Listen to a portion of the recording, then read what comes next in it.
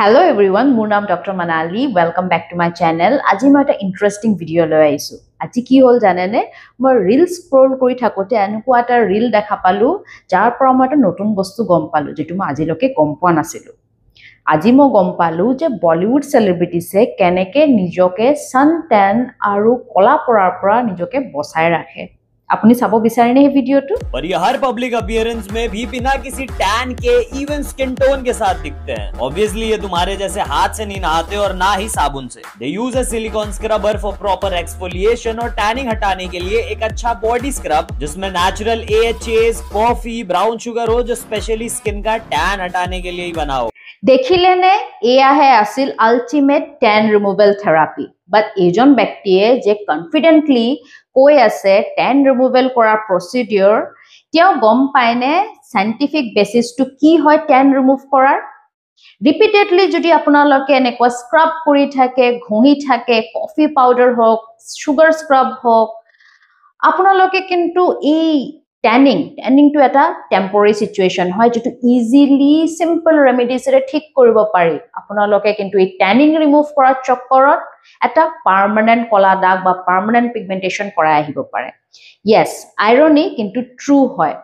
আপোনালোকে ঠিক কৰিব গৈছিলে ট্যানিং যেটো এটা টেম্পৰাৰী সিচুৱেচন কিন্তু উল্টাকে আপোনালোকৰ কিন্তু এটা পাৰ্মানেন্ট পিগমেন্টেশন বা পাৰ্মানেন্ট কলা দাগ পৰিব পাৰে আজি আমি কথা পাতিম ফ্ৰিকশনাল মেলানোসিস এটা মেডিকেল টাৰ্ম যত এনেকুৱা বাৰে বাৰে ঘঁহি থাকিলে স্ক্ৰাবে হওক লুফাৰে হওক আপোনালোকে যদি বাৰে প্ৰতি স্কিনটোত ঘঁহি থাকে তেতিয়া এনেকুৱা কলা দাগ কিয় পৰে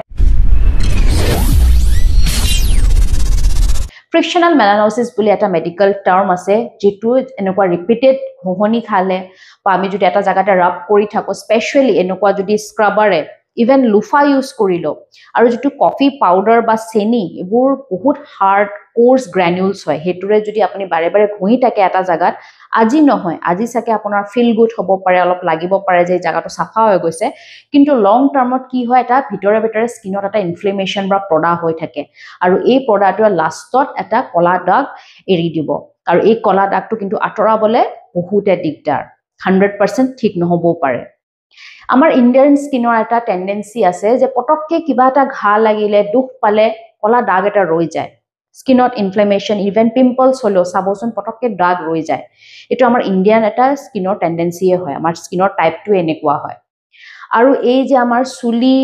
আৰু গাৰ ৰঙৰ কালাৰটো কোনে দিয়ে মেলানিন বুলি এটা পিগমেন্টে যেটা ন্যাচাৰাল পিগমেন্ট হয় এই মেলানিনটো আমাৰ স্কিনৰ কালাৰ ফ্যাক্টৰি বুলি ক'ব পাৰি যেটো আমাৰ স্কিন বা চুলিত এটা কলা ৰং দিয়ে আৰু এই মেলানিনৰ প্ৰডাকশনটো বহুত বেছি যদি বাঢ়ি যায় বহুত বেছি মাত্ৰাত হয় তেতিয়া আমাৰ ৰংটো বেছিকে কলা কৰিব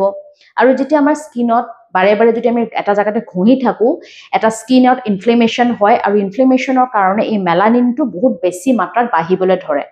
বাঢ়ি এনেকুৱা হয় আমাৰ স্কিনৰ ওপৰৰ লেয়াৰত জমা হৈ যায় আৰু এটা কলা দাগ দিয়ে যেতিয়া বহুত বেছি আপুনি ৰিপিটেডলি আৰু মানুহে কি কৰে এই কলা দাগটো পৰা দেখি মানুহ আৰু বেছিকে স্ক্ৰাব কৰে ভাবে যে এটো আৰু বেছি ঘঁহিলে আতৰি যাব কিন্তু আৰু বেছি আপুনি যদি ঘঁহি থাকে এই মেলানিনটো আৰু আমাৰ স্কিনৰ গভীৰ অংশলে গুচি যায় তে ডিপাৰ লেয়াৰলৈ যেতিয়া গুচি যায় হেতু এটা পাৰ্মানেন্ট মেলানোসিস বা পাৰ্মানেন্ট দাগ হৈ যায় যেটো ঠিক কৰিবলে বহুত যত্ন লাগে ঘৰতটো আপুনি ঠিক কৰিব নোৱাৰে ইনফ্যাক্ট ক্লিনিকটো কিছুমান